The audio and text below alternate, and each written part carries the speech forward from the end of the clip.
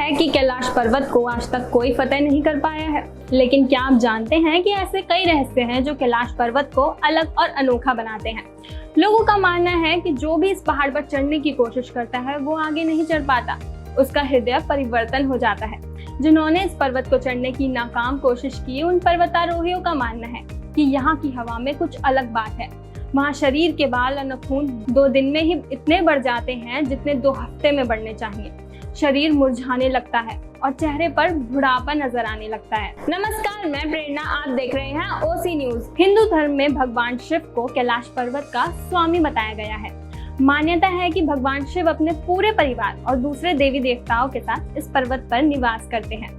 पौराणिक कथाओं में भी इसका जिक्र मिलता है, जिसमें बताया गया है कि भगवान शिव से इस पर्वत को कई असुरों ने छीनने की कोशिश भी की। हालांकि भगवान शिव के सामने उनकी मंशा कभी पूरी ना हो सकी। कहा जाता है कि आज तक पर्वतारोही भी इस पर्वत पर चढ़ाई नहीं कर पाए हैं। लेकिन हर किसी के मन में ये सवाल जन्म लेता है कि आखिर क्यों? तो चलिए जान लेते हैं। सोचने वाली बात यह है कि जब दुनिया की सबसे ऊंची चोटी, जिसकी ऊंचाई 8,848 मीटर है, उसे 7,000 से ज्यादा लोग फतेह कर चुके हैं, तो फिर कैलाश पर्वत क्यों आज तक कोई नहीं चढ़ पाया? जबकि ऊंचाई के मामले में ये माउंट एवरेस्ट से 2000 मीटर कम यानी 6,648 मीटर ही है। बता दे, बात ऐसी भी सुनने में आती है कि कई पर्वतारोहियों ने इस पहाड़ पर चढ़ने की कोशिश की, लेकिन हर किसी को यही कहना होता था कि यहाँ रहना मानो असंभव है। दरअसल कहा जाता है कि इस पर्वत पर बाल और नाखून तेजी से बढ़ने लगते हैं। इसके अलावा कहा जाता है कि कैलाश पर्वत पर बहुत ही ज्यादा रेडियो एक्टिव भी है।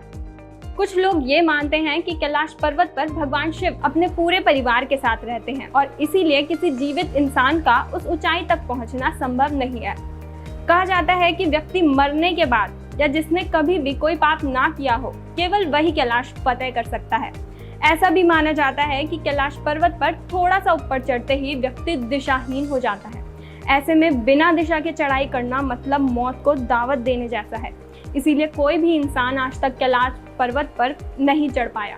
जो भी व्यक्ति इस पहाड़ को चढ़ने के लिए निकला है वो या तो मारा गया है या बिना चढ़े ही वापस लौट आया है। चीन सरकार के कहने पर कुछ पर्वतारोहियों का दल कैलाश पर चढ़ने की कोशिशें कर चुका है, लेकिन उन्हें सफलता तो मिली नहीं, बल्कि दुनिया भर के विरोध का सामना अलग करना पड़ा। ऐसे में हार कर चीन सरकार को इस पर चढ़ाई करने से रोक लगानी पड़ी। ऐसे ही रोचक जानकारी के लिए देखते रहें ओसी न्यूज।